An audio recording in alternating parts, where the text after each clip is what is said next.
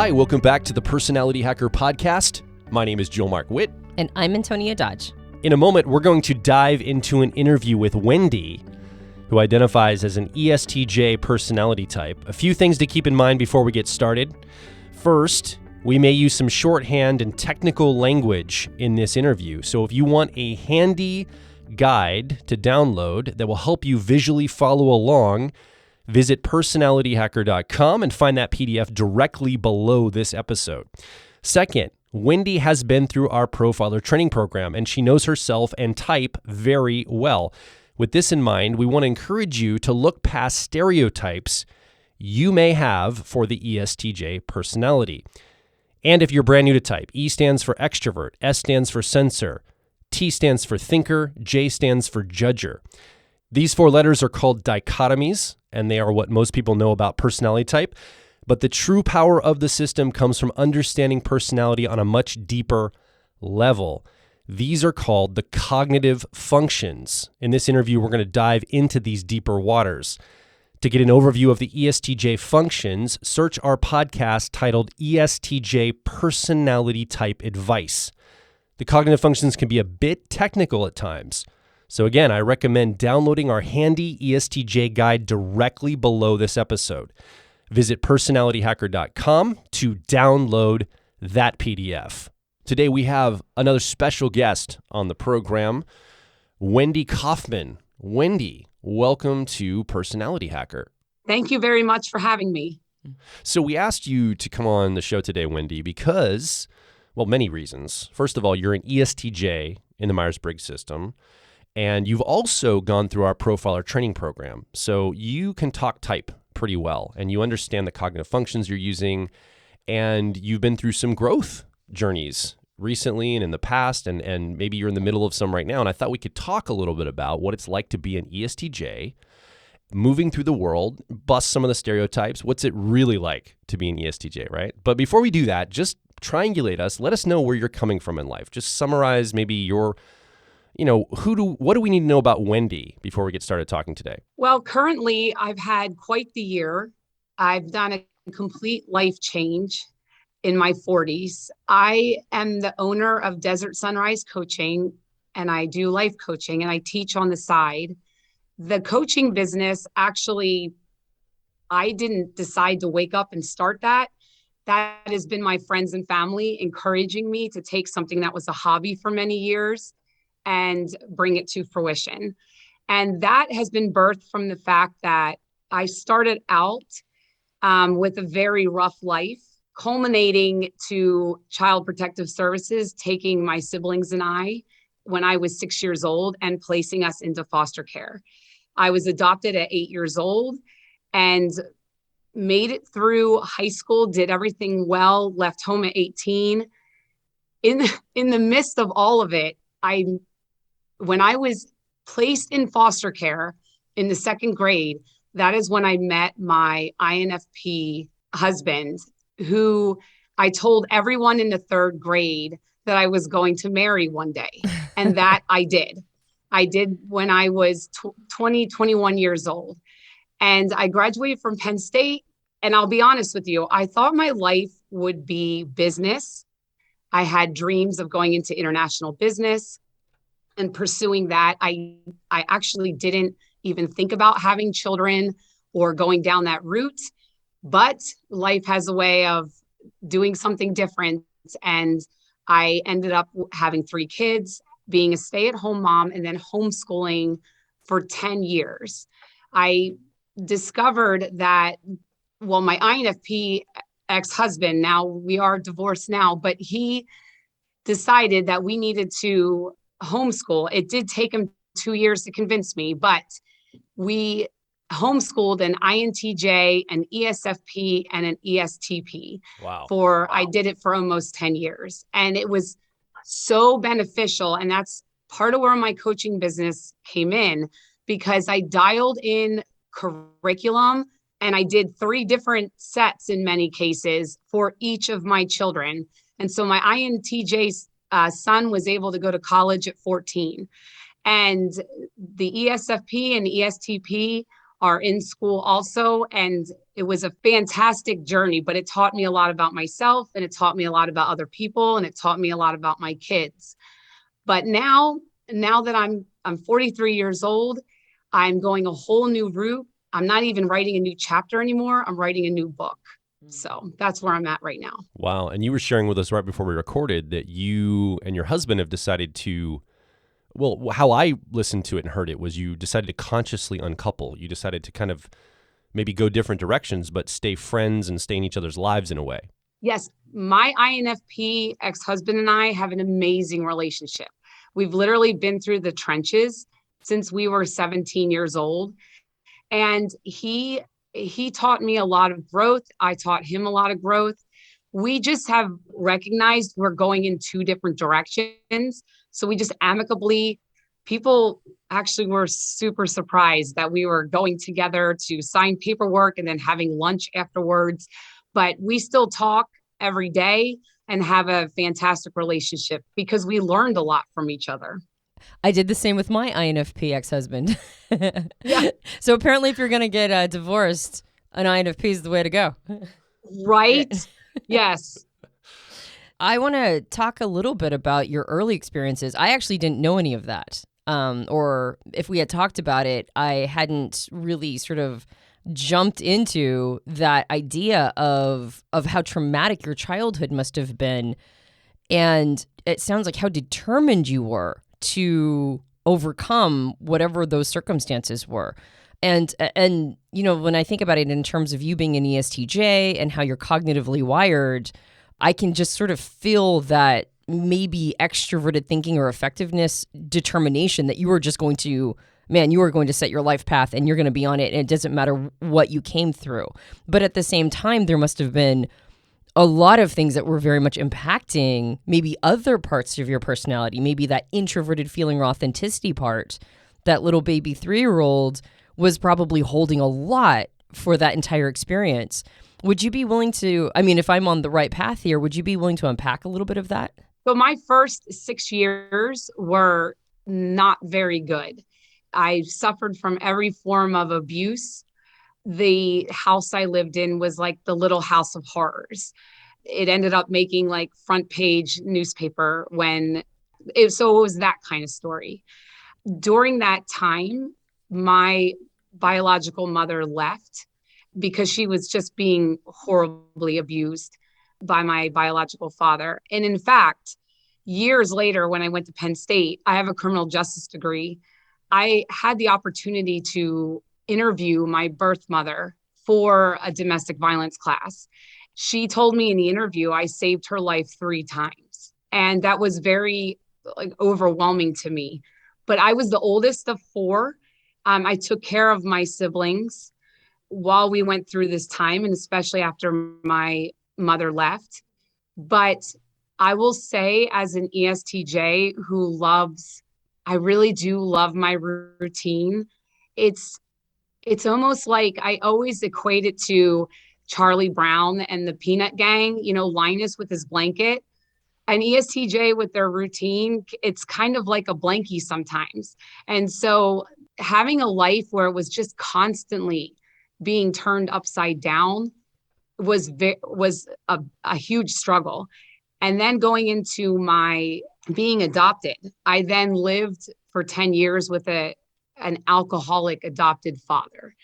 It just seemed like there was almost just a constant lack of stability.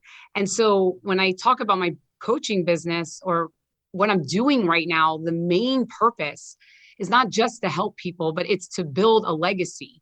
Because when I was 18, I said to myself, I will not be a statistic. I will change my family tree. Nothing is going to stop me. And that's what I did. And so as my kids now, 2 of them are adults, and I'm starting my new life. It's no longer, I did change my family tree, and now it's a matter of building a legacy through all of it. I love that. I mean, obviously, not everything can be taken down to type. We're also talking about you as an individual person and your personal determination to overcome some of those, I mean, things that probably are unimaginable, I'm picking up. And so that also is about Wendy, not about type. And also looking at it through the lens of type, I think it's really sweet that you met your husband when you were so young. My guess is that being with him for all those years, before you consciously uncoupled, my guess is that being with him for all those years really helped maybe dive into some of those introverted feeling or authenticity spaces and kept you from maybe being more one-sided. I think ESTJs, we get a bad rap that we don't have a lot of feelings, but that is not true. We actually have very deep feelings. I have a friend or two that's an ESTJ, and we have very deep feelings. So being married to an INFP who seemingly has a lot of those feelings on the surface all the time helped to pull out my feelings. He eventually got to the point, he's like, who am I married to? Are you about to cry? As I'm giving little speeches at parties or things like that. And I'm like, stop it. No, I'm totally fine. The thing that we did with each other, and I think a lot of the introverted feeling came out, was we valued each other a lot. We still do. And we were super loyal to each other through the entire thing. When I left home at 18, my dad had thrown all my clothes out onto the front lawn. I had just come back from Europe and he got confused because he was drunk. And my INFP was there because it valued him. Like what I had done in my life, he found a lot of value in that. And he was there picking up all the clothes with me. And then we drove off into the sunset.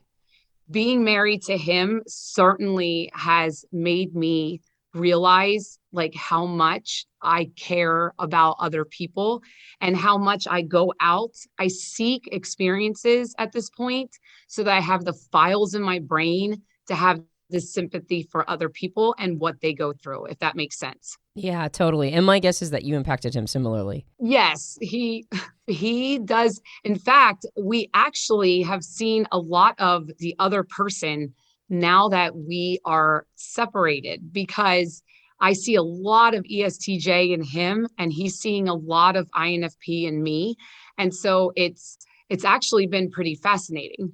What were some of the things that you went through? I mean, kind of walk me through what it looks like as an ESTJ to tap into some of that deep well of emotion and do what I would imagine would have to be a lot of emotional processing to get through some of, those traumatizing time periods from the past and to go through a healing process. I would say that the one thing that's come out, I have a deep loyalty to certain people who have affected my life. So if you have touched my life, I will never, ever forget you on an emotional level, no matter like where you've been or like where you go in the future. When I left home at 18, I had to learn how to love myself because I basically, between my two birth parents and then my alcoholic father, and then my mother and I my adopted mother and I just struggled. She's an ENFP and we just struggled for all 10 years to find some kind of balance between the two of us. I had to know that I was okay. And once I was out on my own and could make my own decisions, then I was able to work on my emotions, how I felt about everything that happened to me. And I decided that it was never going to, my past certainly is a part of why I do what I do now, but I'm not a victim. I learned, especially once I went to college, I learned the other side of it. People go through hard times. A lot of people go through hard times. But I live this one life. And like I was saying earlier, I want to look back at 80, like on a movie reel and see that, like, actually, when I wake up, most of the time, what I think about is I'm not going to have a gravestone, but if I had a gravestone, what adjectives would be put on there to define me? And that's what I strive for in all my interactions and what I want to do with my life. But it took me getting out on my own to really define who I was because as an ESTJ, I mean, really, I had some rough childhood type of things because I like order. I thought I was right a lot of times. And my ENFP mother used to joke all the time. She would tell me, I just wanted you to go in and like straighten up your room. And then she's like, I would walk in and you'd be mopping your floors and cleaning the baseboards and like washing, she's like, that's insanity. And, every time I went on vacation, I had to have a safety pack with me. And I always needed to know, I watched the mile markers. And so it's been quite interesting but life has taught me a lot now. And I like my order. I do not like chaos. I like to bring order to people, but I do understand. I've learned the best thing about like learning about personality types for me personally has been the amount of grace I extend to everyone. Because I just see, it's heartbreaking to me to see how many people think there's something wrong with them. And how many times I see other people thinking that there's something wrong with another person. And it's just not that. It's deeper than that. It truly is. And so I just try to live every day as a walking example of what I want other people to see of me. Like, you see what you get with me, 100%. Wendy, this is already fantastic. Like, there's so many things that I could grab here and go down all sorts of different roads. Like, I think the two primary ways I want to potentially go down, and I mean, Antonia might have others as well, but this idea of, you'd mentioned earlier, this idea of experiences and empathy and all that, which I'd love to touch on a little bit. But before we do that, I want to stay with this idea of emotion, because maybe there's an ESTJ listening right now or somebody else, but they'd just love to know, how have you been able to process emotion? Like, what do you actually do with heavy emotion, maybe challenging emotion, or maybe even scary, emotions? You're like, oh man, I don't want to have all this happening right now. I don't like this. It's unpleasant. How have you worked through all that in your life? What tools do you have now to be able to process maybe scary emotions or difficult things? My main tool to take care of my emotional processing is my running, 100%. And it's not just my running, it's the whole event. So I wake up early in the morning so that I can walk my house. Anyone who knows me and knows me will say intimately, where they've spent time with me overnight, knows that I get up in the morning and I have to be able to pace. And I will pace anywhere from 15 minutes to an hour and a half, depending on how good the coffee is. And then I go out and I run. And running is my zen.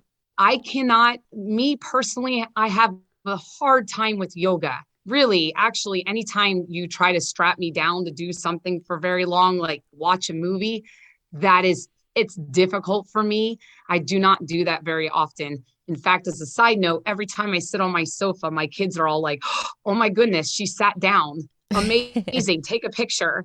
That is my number one tool. I've tried things like writing, but I find that I just do a ton of processing. I think I was listening to a podcast that the two of you did.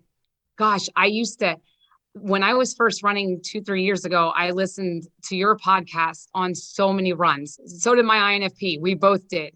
And one of the things for an ESTJ, like, I listen to a lot of music. Music's very emotional for me. I don't always know the words, but the beats. And if it makes my running list, then it's a good song. But mostly I take that time in the morning. I do it before the sun rises, so it doesn't affect my day. And if I need some more time to do it, then I will wake up earlier. But I think for an ESTJ, what happens is we will go all the time. And we will burn out if we're not very careful. And so I find that if I get my time in the morning and I get my run in, then I always start the day well. And I get a lot done in my head, a lot. So what I hear you basically saying is you take an emotional shower every morning. I mean, metaphorically speaking, you get up, you pace, and then you go running. What's going on when you're pacing around your house for 15, 20 minutes? Are you thinking about things? Are you just like singing to yourself, listening to music? Are you like bringing up emotions and memories and processing them? Like, what are you actually doing during that time period? To be honest with you, it feels to me so deep. Like I seem to process whatever is bothering me. So I could have music on or I could have a podcast on in the background, but I have no idea what is being said. It's the same with my runs too. I tend to listen to music more often, but I couldn't tell you a song that I listen to. But I can't do quiet because some people said, well, why don't you just turn off the music? Because I actually don't do quiet in my life. It's music, and at night I run a fan. I always have something going on. I love it. It's for me, it just brings me into myself. And I do feel like I'm treating myself well when I do those things. In fact, with running, it's such a joy for me. When I started to run, another ESTJ girlfriend of mine, she's the one that got me into it. But we would go out, the two of us run about 3 miles. We only did that for a couple months before she couldn't do it anymore. And I built up to 70 miles a week. And so right now I'm not running that because I'm running, I train that for a marathon. But when I'm running 7 miles a day or so or more, that is where it does the best for me. And to be honest with you, like when I was married, my INFP told me, he said, there is such joy in seeing you come home from a run. He goes, because you come bursting into the house and you're so excited because you've thought about all these things and you have a million ideas. And he just grabs his coffee and watches me then cool down and pace around the house. So that for me, that's my main tool, I would say, is music, working out, and that time in the morning, like I said, to pace. And like any ESTJs out there, if you make it so that you can get up early in the morning, it's amazing, because we always feel like we need to be doing something for somebody else and being effective. But in the morning, you can actually give yourself some grace and say, well, most of the world's not up yet. And when I'm at that time, I don't look at email. I'm not taking phone calls or anything like that. I wake up early enough to avoid those things so that I can be with myself. It's you time. It's you time for no one It else is. but yourself.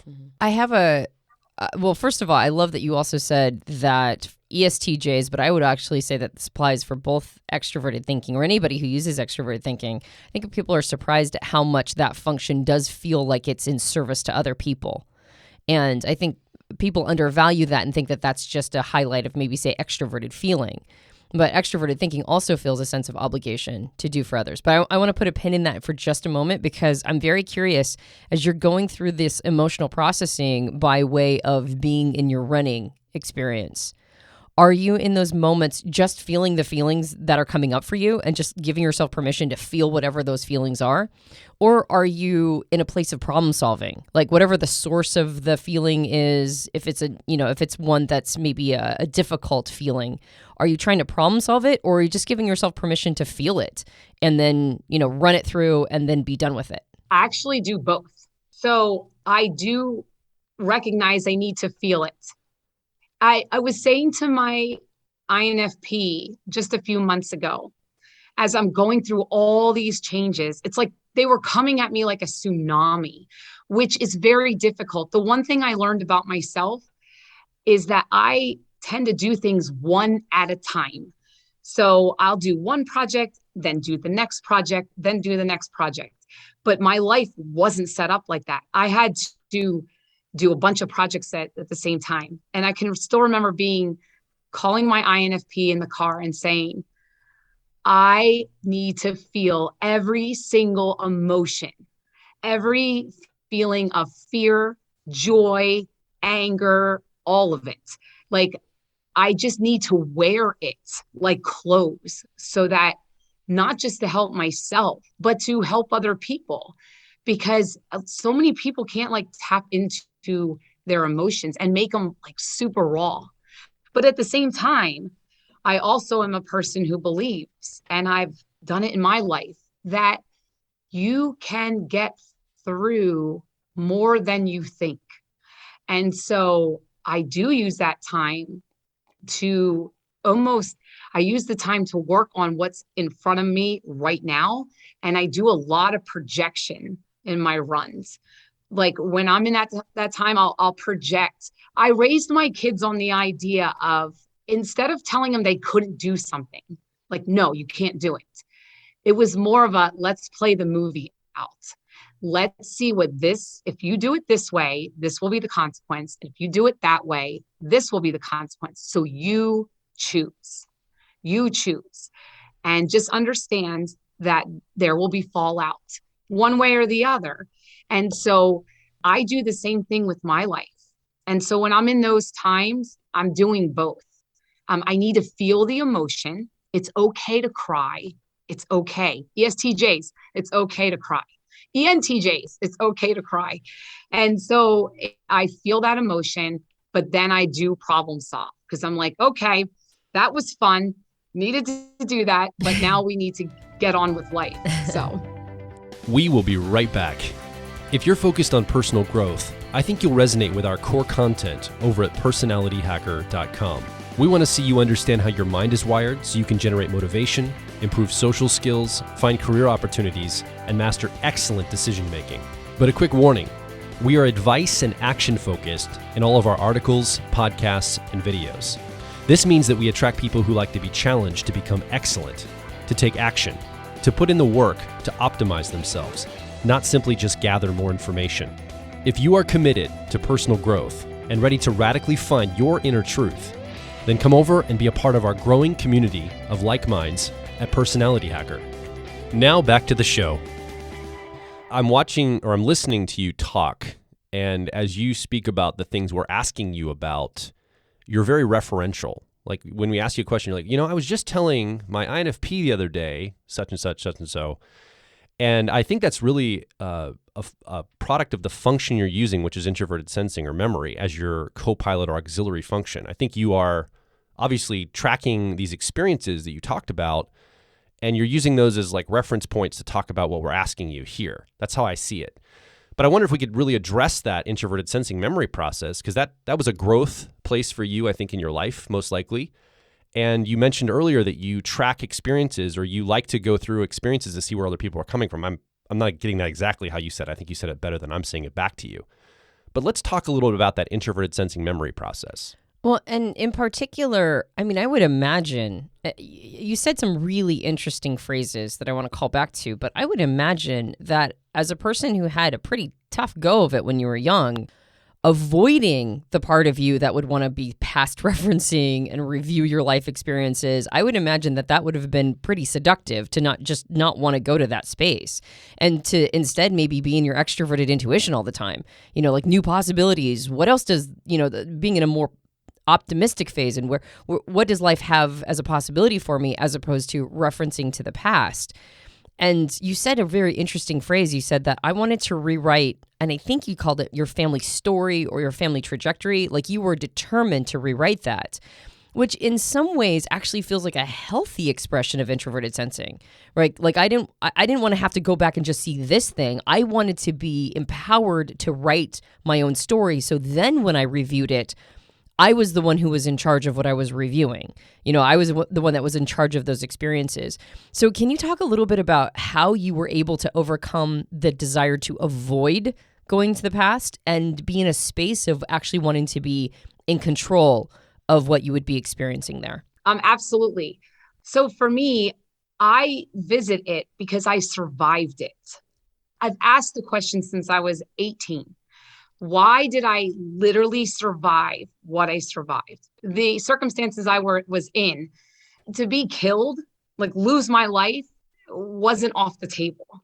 And so why did I survive this? Like that's always the question. And actually, I didn't really answer that too much until now.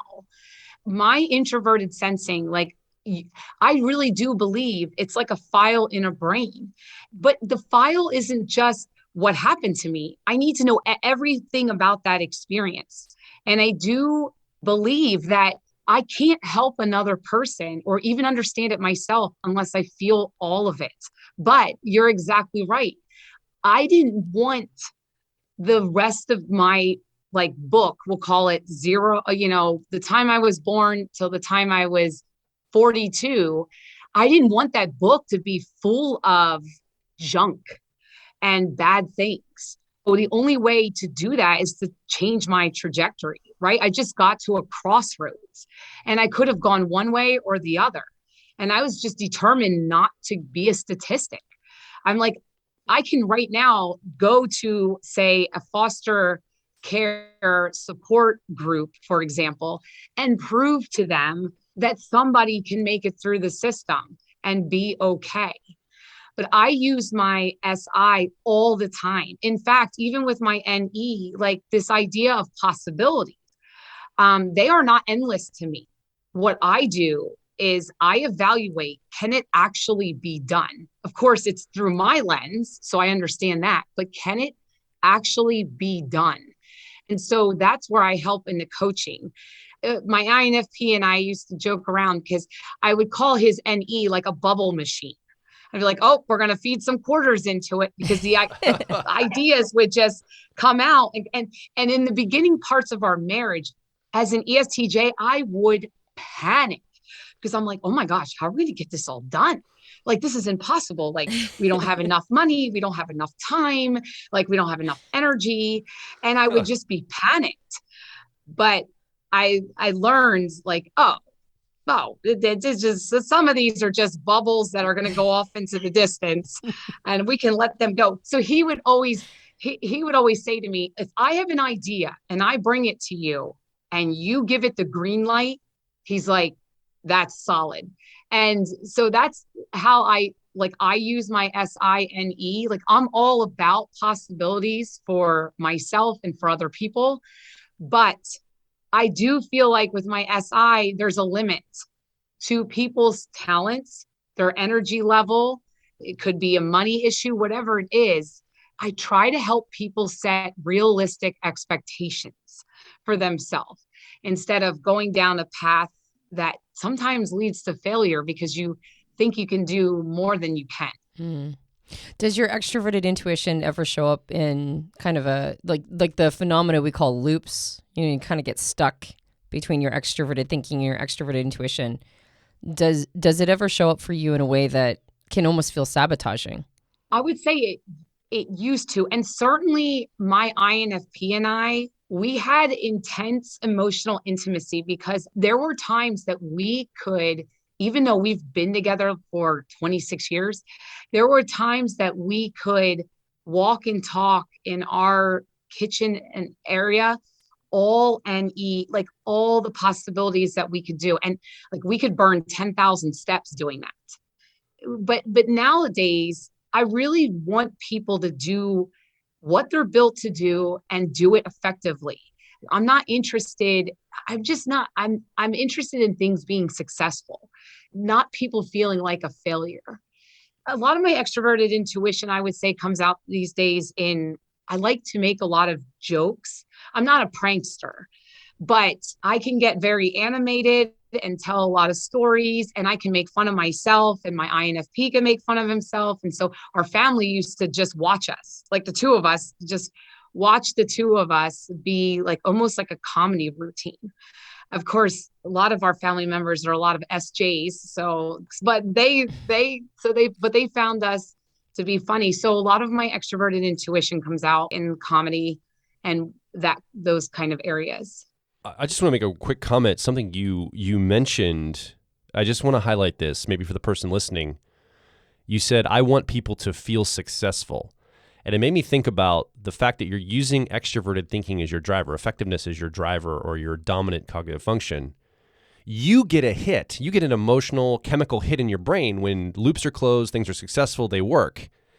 And you want other people to experience that hit. Like it feels so good to you. You want other people to experience it. I think the thing that maybe people misunderstand about ESTJs as they push projects forward, as they drive people, as they seem like they're they're riding the project and just down your neck all the time to accomplish this thing.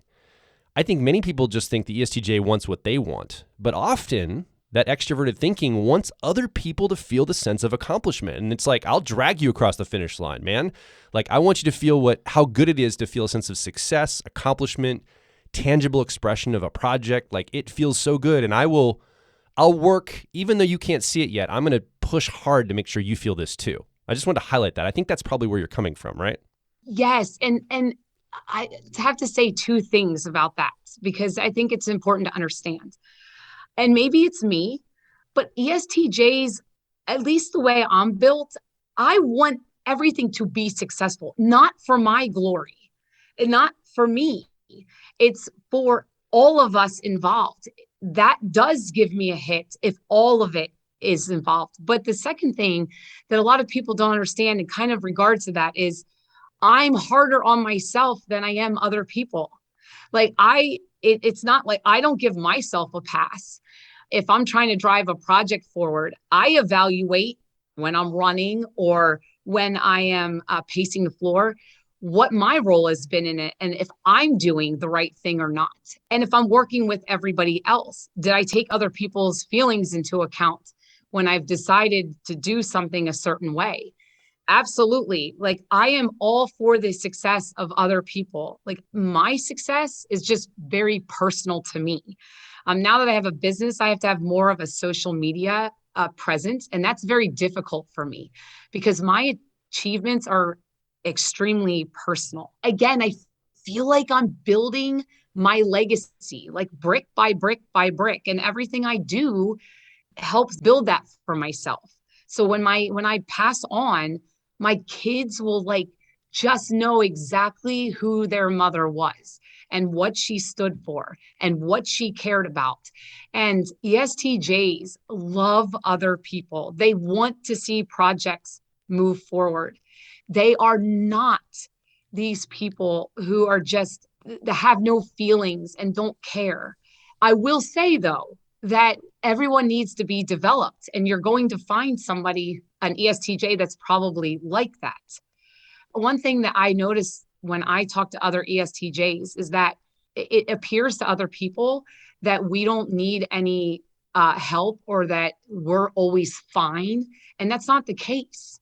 It's just not the case. It's just that we will take on a lot. My INFP used to say, you're the brain for the family. None of us have to think. I was just taking care of all of the and doing it proactively. And my INFP will say that was a struggle when we separated, was like, oh my gosh, now he's got to do these things himself. And in some ways we would discuss that as a couple, because he said, sometimes it can be a great disservice for us that you are the brain of the family and you are so effective at getting things done here. There were so many things you said there that were, I mean, honestly, just gold. And like you mentioned, it's hard to represent an entire personality type as a single individual because, every individual is very different. But you mentioned this idea of development. And I think a lot of times when we get stereotypes in our minds about types like ESTJs, particularly if somebody hasn't had a great experience, I don't think that people weave in the importance of type development. And as you mentioned, an ESTJ, just like any personality type that has gone through a good amount of development and become very self-aware and understanding how you're operating, I think that there's a lot of that self-awareness requires each one of us to acknowledge when we've hit a limitation. And I think for types like ESTJs, sometimes it's hard to admit that there are those limitations, particularly if everybody else sees you as so capable and competent. There's this desire to live up to the image. And yet, as you mentioned, ESTJs, just like every type, they're going to need support themselves, even if they have this affectation of being sort of invincible or not needing that support. Of course, you're going to need support. You're human, right? So right. I think it was really important that you brought that out. Well, we're not robots. to be honest with you, I don't want to say I have an issue with firing someone, but usually what happens is I watch what people do, watch where their feet go. And so when I make decisions, a lot of times I have reasons for them that at least make sense to me and I can explain to people. ESTJs, or for me too, and probably my past experiences, I have zero issue with setting boundaries. I will set boundaries. And I will be a person who I don't have extroverted feeling in my ego, right? So for me, a room full of people can agree to do a certain event. But if I know that I can't do it, I will not agree to it. And I will be okay being the only person in the room that doesn't agree to it because I want my word to be my word. I don't want it to be any other way. Like you said, I'm building something here.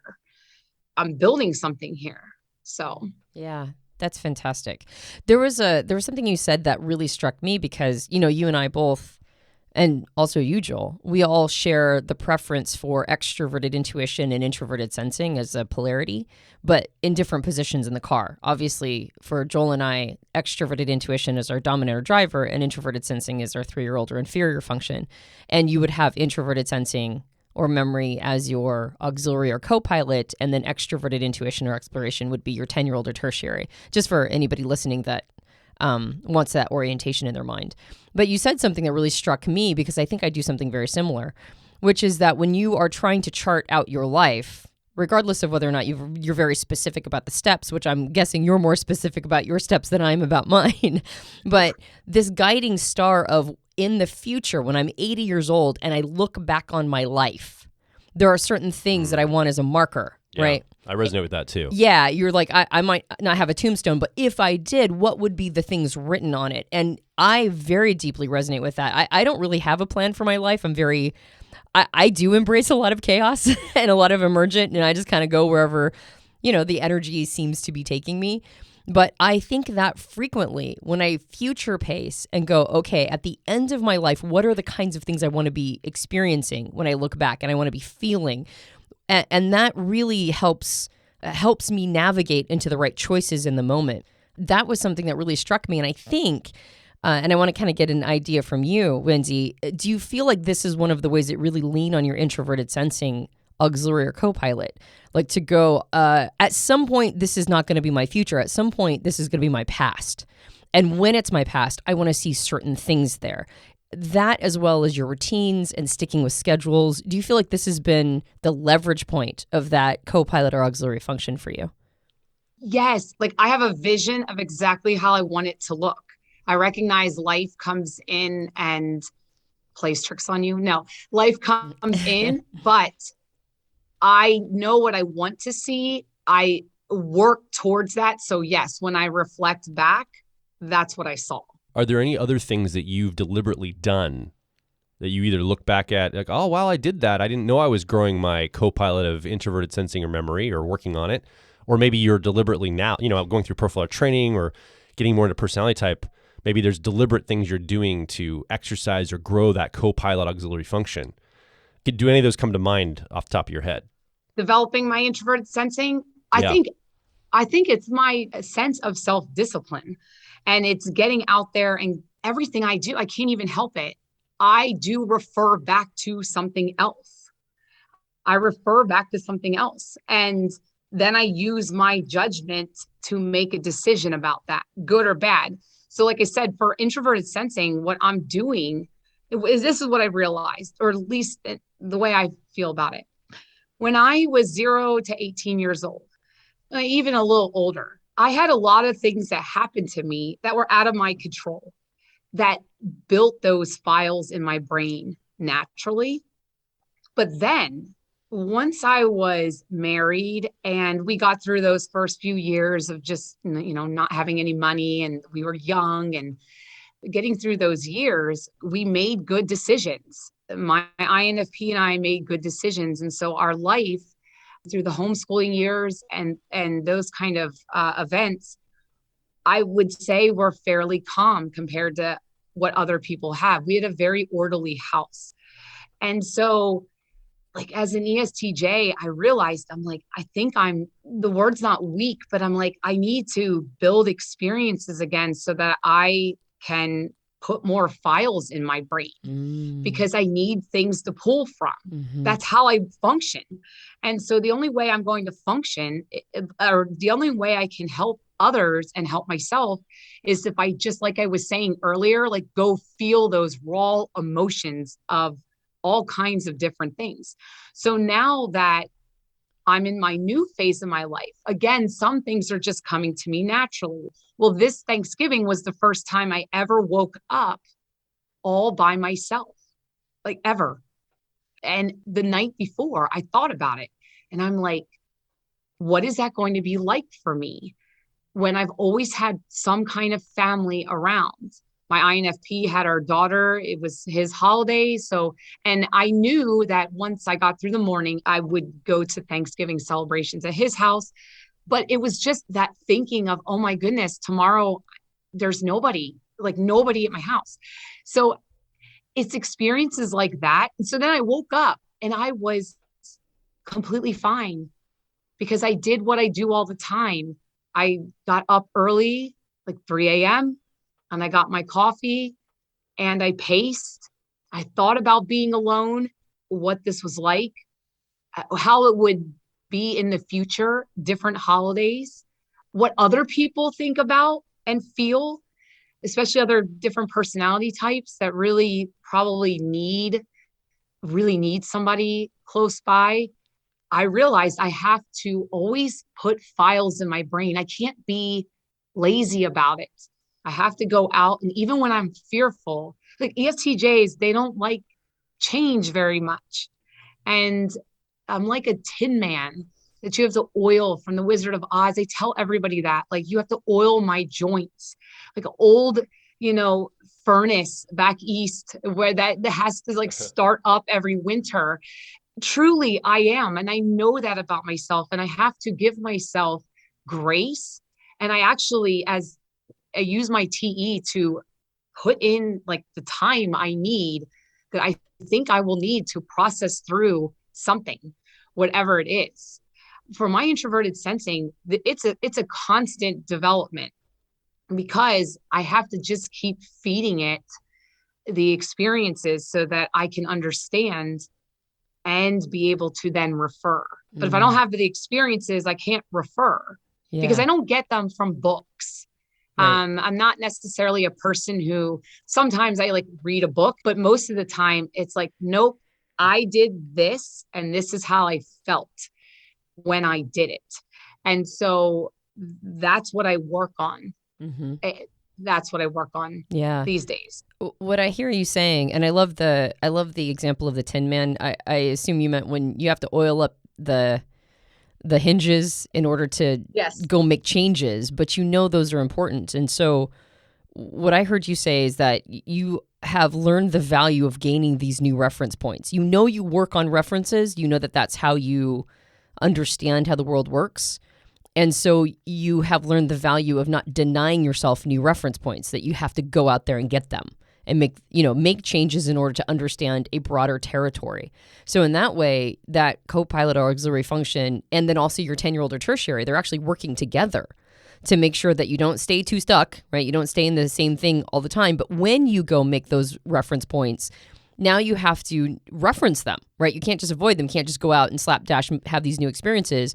You've got to integrate them and use them for wisdom, like you said, for understanding how maybe other people would feel in this situation, and really gather them thoughtfully, not haphazardly. I think that's beautiful. Well, and to kind of further that, I also use my introverted sensing when I go through experiences and put files in my brain and really cement it in, like the emotion of it and everything.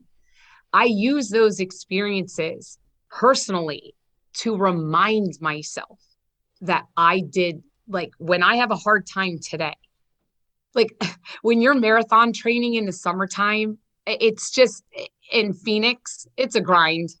It's a grind. And like I've run 300-mile months 300 miles in the month of July, which is like That's insanity and all outside, right? Because I can't be on treadmills are tough for me. But it may sound crazy to people, but when I'm going through a hard time, I will pull, and actually I do this for my friends too. I remind them, but I will pull off of harder experiences that I've gone through. Like when I was 5 and 6 years old and I was making my sandwich for school, because I had to do all those things as a kindergartner on my own. Nobody was taking care of me. I literally, I mean, I don't mean to like gross out the audience, but I had to pull cockroaches off my sandwich because they would swarm on there. So, but my point in saying that is like, that was hard for me. That was hard when I was a young kid. And like, but now all the different things I go through, I pull from all these different experiences I've had in my life. And I go, well, I did that. So I can get through this right now. Like this isn't that. And so it helps me find almost like that inner strength to do it. Because I remind myself of like, I had harder times. Yeah. This is not that bad. So, and that's one of the things that I really admire about people who have introverted sensing or memory higher up in their stack or more predominant in their car model. Because as somebody who has it as a 3-year-old or inferior function, one of the blind spots I have is I forget to track changes over time. I just forget to do that. And I've come to realize that confidence and self-confidence is watching yourself overcome an obstacle and then resting in on yourself and going, oh, I can overcome obstacles. But having it as my blind spot, I sometimes forget to just have a moment and look back and track those changes and remind myself that I've overcome these obstacles in order to have that self-confidence. What I hear you saying is that you've really pulled on that part of you to go, no, I've overcome a lot here. I've done a lot. I can track all these changes in myself and observe myself going through all of these different experiences. And at the end of the day, now I can have all this self-confidence because I've watched myself overcome. And once again, I think that that's a fantastic use of that co-pilot function. Well, and I hear even more than that. I hear you getting, I wouldn't say addicted to it, but definitely intentionally focused on overcoming more and more. Like you're focused on loading up those reference experiences into the future too. You realize the value of it. Absolutely. Well, just in October, for the first time ever, I skydived in Key West. And I was amazed that I had zero fear. As the helicopter was going 10,000 feet in the air, I had zero fear. I just realized like I've done what I've done and the chips will fall where they fall. And so and you'll fall where you fall too, I guess. And I fall where but yes. Not just the chips. Right. Yes. So, well, I mean, if I was meant to, like, I hate to say meant to go, that was my time. But yes, honestly, like really, that's all my life is about right now. Like besides the helping people, it's just gaining the experiences, working through them, seeing how I feel about them, how other people feel about them, how we can, and a lot of times it's how can I do my life or other people's lives better. Wendy, thank you for being on with us today and kind of peeling back the curtain into the mind of an ESTJ and some of the strategies and growth tools you've employed. You feel, talking to you, and I mean, I've been around you too at our Profiler training program, but you feel very mature and you live your life with intention. And I just want to express gratitude to you, not just for being on the program, but thank you for being a person that is striving, that's putting the work in to become a better version of yourself every day. I appreciate that about you a lot. Well, I find you inspiring, and I don't say that very often. I honestly find so much of what you're talking about. I mean, it's like, as you're talking, maybe you're working your ESTJ magic because my brain's like, man, I got to get my butt in gear. Yeah, same here. I'm like excited about life and everything today. Yeah, I gotta get in my routine. I gotta get back out on the running, and I just want to thank you, from my perspective, for giving me that little kick in the butt. Even though that's not what you were intending to do, you worked your magic and you did it anyway. Well, you live once. You can't come back. You don't live it irresponsibly, but you try to grab what you can. Life is really hard, but there's joy and happiness, and people can find it if they're looking and they're working towards it. Well, again, thanks, Wendy, for being on the show today. Yeah, thank you so much for sharing this time with us. Yeah, if you've been listening along, you haven't had a microphone. It's been me and Antonia and Wendy talking, but we want to hear from you. What is coming up for you as Wendy shares some of what it's like being an ESTJ in her world? Come over to personalityhacker.com and directly below this episode, leave a comment, ask a question, or more importantly, share your personal story. Maybe you're an ESTJ and you have some strategies in your life you've used. Maybe you're in a growth phase as an ESTJ, or maybe you have an ESTJ in your life and you have some things to share about being on the other side, observing the ESTJ in your life. We'd love to hear from you. Come over to personalityhacker.com and make your voice heard. And if you enjoyed this podcast, you can subscribe to us on iTunes and various Android platforms. If you leave a rating and review for us on iTunes, that helps us out a lot. We have a book. It's called Personality Hacker. We like it. We think it's a good one. You can read about all the personality types and the phenomena that happens inside. We talked about loops in this particular episode with Wendy, but you can find out what are loops and what does that look like for my personality type. Check it out in the Personality Hacker book. You can get it at all major book retailers. You can special order it through smaller bookstores, which we encourage. And if you enjoy it, we request that you leave a review for us on Amazon or on Goodreads. That also helps us out a lot. I just want to mention about the book. I know I'm cutting you off from your nice tie-up of talking about programs, but I just want to give slow down for a moment and just check in. This book is a great starting point for people that would love to understand cognitive functions, how that four-letter code in your personality, like ESTJ, for example, shows you how your mind is learning information and making decisions, how the wiring of your mind is there. And it does it in a way that's very workbook style. It works you through and checks in with your learning through prompts. And then when you get to the chapter on your specific personality type, there's growth strategies and there's journal prompts there to apply these things tangibly to your life. So it's not just information. We want this to come alive for you in your personal life. So I just wanted to highlight that about the book before we moved on. Yes, thank you. So go get a copy. Also, we have a suite of programs that are personal growth oriented through the lens of personality type. You may find one of them just right for this moment in your timeline of growth. So head over to personalityhacker.com and under our product catalog, find out if there is a program that is right for you. My name is Joe Mark Witt. And I'm Antonia Judge. And we'll talk with you on the next Personality Hacker podcast.